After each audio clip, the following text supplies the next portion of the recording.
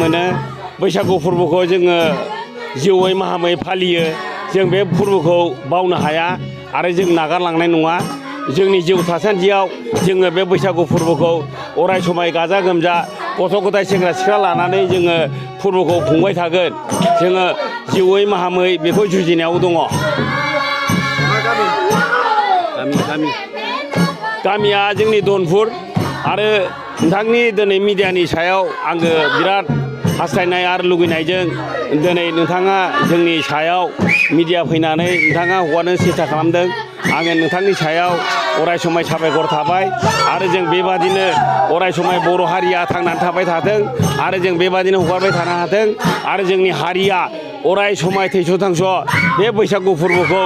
खुंलांबाय थानो हाथों दलै नोगोरै जाहाथे बर' हारिया बे फोरबोजोंनो देरहासार जानानै जाहाथे थांलांबाय थानो हायो आं बेखौ खावलायो। मिडिया नोंथांनिसिम गिबि आंनो बोसोर गोदानखौ लानानै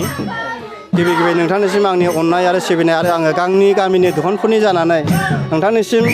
आं गासै रायजो राजानि जानानै बोसोर गोदानखौ बरायनायजों लोगोसे 2024नि थाखाय आङो नोंथांनिसिम गिबि साबायखर बावनाय थाहैबाय। दा जाहाथे माने आङो नोंथांनि सिगाङाव आं जे फोरमायनो सानदों जोंनि दखानपुर गामिया जे आं जे समनिफ्राय लोगो मोनबोनाय बे समनिफ्राय आङो दिनै नैबे दखानपुर गामियाव जे जोङो गोदोनिफ्रायनो उन्दैनिफ्राय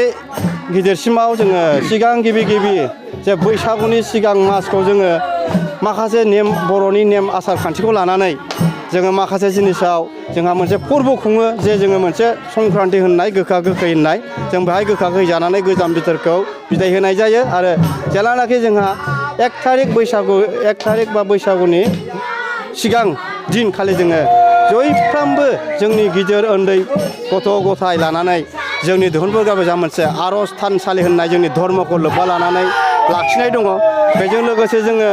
थांनाय नै दाख्लै 1 थारिखआव बयबो गोसो खौसे गथ' गथाय गिदिरखौ मान होनाय उन्दैखौ अननो रोंनाय जोङो मोनसे आर'ज जोंहा मोनसे थानसालि दं जों बेहाय गाबख' बिखौ खालामनानै जोंहा सनमान लालायनायजों जायो। सनमान लानायजों लोगोसे जोङो सोरबा व्यक्ति एखारनो हायै सोरबा न'खराव बोराय बुरि गाहायखौबो जोङो बोसोर गोदानाव खैफोद आफोद दाजाथों होननानै जोङो गिदिरखौ सनमान लानायजों लोगोसे उन्दैखौ अननो रोंनायजों जों मान बावलायो। दा थिग दिनैबो जोङो मैयानि फोरबोखौ जोङो फालिनायजों लोगोसे दिनैहाय जोङो मोनसे बयनिबो न'खराव जोङो गोसो खुसि नों दा नागार आं दा नागार नैबे जोंनि माखासे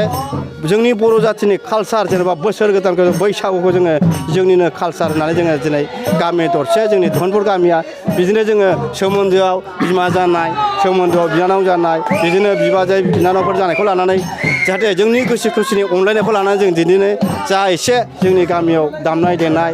माखासे दङ जोंहा हारमनि खाम जथा लानानै दा बेफोरजों लोगोसे जोङो माखासे रंजाखानाय फोरबो बाथौ आरो बायदिसिना नैबे माखासे समावहाय जोङो दिनैल' नङा जोङो गाबोनबो आरो खालामबावगोन आरो बेल' नङा जोङो थासान्दियाव जाहाथे जोंनि गोसो खुसिजों अनलायनाया गोजोर सब समाय नों दा नागार आं दागार गोसो गोथारै जोङो बोसोर गोदानखौ बरायनानै जाहाथे खैफोद आफोदनि थाखाय जोङो बिदिनो माखासे जोङो हानजा रंजानानै लैहोर जोङो माखासे गामिखौ खौसेथियाव लाबोयो आरो बे खौसेथिखौ जों बानायनाय नङा जों मिथियो जे बे जोंनि मोनसे